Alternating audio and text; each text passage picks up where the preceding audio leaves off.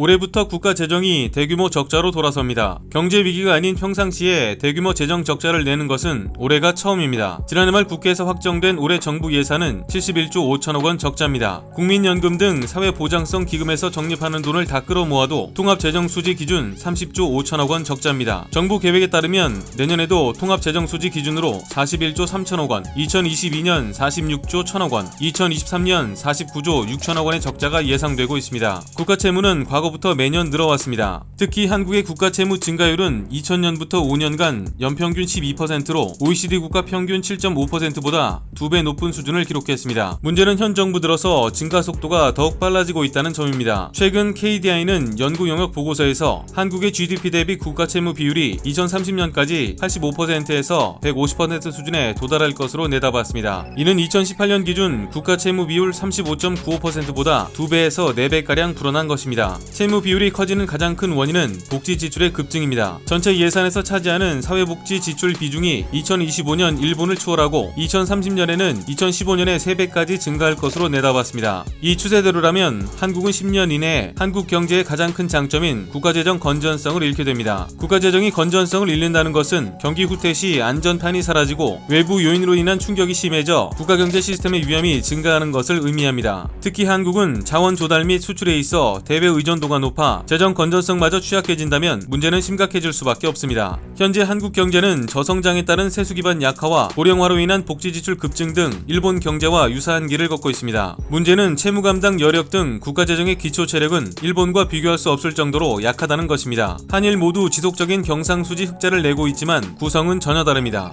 2018년 일본은 경상수지 흑자 1740억 달러 중 해외 투자에 따른 배당이자 등의 투자 소득을 의미하는 본원소득 수지 흑자가 1888억 달러입니다.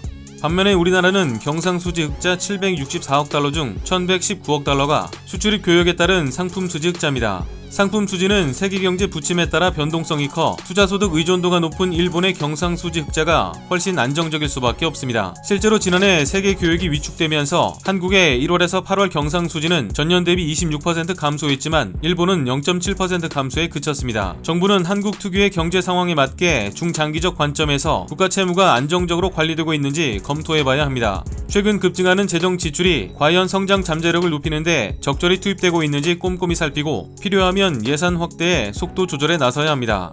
이상 광화문 디지통신이었습니다.